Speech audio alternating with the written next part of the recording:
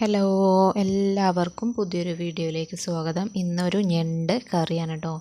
അപ്പം ഞണ്ട് ക്ലീൻ ചെയ്യുന്നൊരു ചെറിയൊരു വീഡിയോ ഇതിൽ ഉൾപ്പെടുത്തിയിട്ടുണ്ട്. അപ്പം എല്ലാവർക്കും അറിയാം, എന്നാലും അറിയാത്തവർക്ക് വേണ്ടിയിട്ട് മാത്രമാണ് കേട്ടോ. അപ്പം നിങ്ങൾക്ക് കണ്ടാൽ തന്നെ മനസ്സിലാവും, വളരെ പെട്ടെന്ന് തന്നെ അതിൻ്റെ പുറന്തോട് നമുക്കെടുത്ത് മാറ്റാൻ കഴിയും.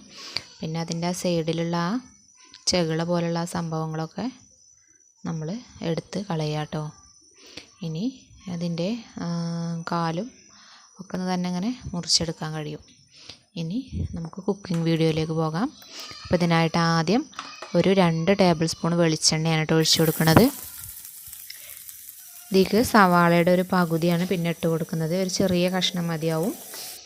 അത് ഒന്ന് വഴന്ന് വരുമ്പോൾ നമ്മൾ പിന്നെ ഇട്ട് കൊടുക്കുന്നത് ഒരു 1/2 ടേബിൾ സ്പൂണ് വെളുത്തുള്ളി ഇഞ്ചി പേസ്റ്റാണ് കേട്ടോ. ഒരുപാടൊന്നുമില്ല, കുറച്ച് മതി. പിന്നെ എരിവിന് ആവശ്യമായിട്ടുള്ള പച്ചമുളകും കൂടെ ഇട്ട് കൊടുക്കുകയാണ്. പിന്നീട് ഇതിൽ ഇട്ട് കൊടുക്കുന്നത് ഒരു വലിയ തക്കാളിയാണ് കേട്ടോ. ഞാനൊരു തക്കാളി കുറച്ചൊക്കെ വലിയ തക്കാളിയാണ് എടുത്തത്. കാരണം പിന്നെ ഇതിക്ക് പുളിക്ക് വേണ്ടിയിട്ട് നമ്മൾ വേറൊന്നും ഇട്ട് കൊടുക്കണില്ല, ഈ തക്കാളി മാത്രമാണ്.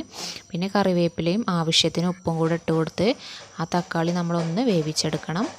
പിന്നെ ഇതിക്ക് മെയിനായിട്ട് വേണ്ടത് കുരുമുളകാണ് കേട്ടോ. കുരുമുളക് ഞാനൊരു ടേബിൾ സ്പൂണ് കുരുമുളക് ഇട്ട് കൊടുത്തിട്ടുണ്ട്. പിന്നെ ഒരു 1/4 ടീസ്പൂണ് മഞ്ഞൾപ്പൊടി, വലിയ ജീരകത്തിൻ്റെ പൊടിയാണ്, അതൊരു 1/2 ടീസ്പൂണ് വലിയ ജീരകത്തിൻ്റെ പൊടി. പിന്നെ മല്ലിപ്പൊടിയാണ് കേട്ടോ, അതും ഒരു 1/2 ടീസ്പൂണ് മല്ലിപ്പൊടിയും കൂടെ ഇട്ട് കൊടുത്തു. ഒരുപാട് മസാല ഇതിക്ക് ചേർക്കണില്ല, ഇത്ര മതിയാവും. ഇനി ഇതിക്ക് നമ്മളൊരു 1/2 കപ്പ് വെള്ളം കൂടെ ഒഴിച്ചു കൊടുക്കുകയാണ് കേട്ടോ. ഇനി നമ്മൾ കഴുകി വൃത്തിയാക്കി വെച്ച ഞണ്ട് ഇതിലേക്ക് ഇട്ട് കൊടുക്കുക. അപ്പോൾ അത്രയേ ഉള്ളൂ. ഇനി നമ്മൾ ഇത് നന്നായിട്ടൊന്ന് വേവിച്ചെടുക്കണം. അത് വറ്റി വരണം കേട്ടോ, അപ്പോഴാണ് ഇതിൻ്റെ ടേസ്റ്റ്. ഈ മസാലയൊക്കെ ഈ ഞണ്ടിൽ ശരിക്കും പിടിച്ചിട്ട് വരണം. അപ്പോൾ നമ്മൾ മൂടി വെച്ചിട്ട് നമ്മൾ നന്നായിട്ട് ഇതൊന്ന് വേവിച്ചെടുക്കുക കേട്ടോ.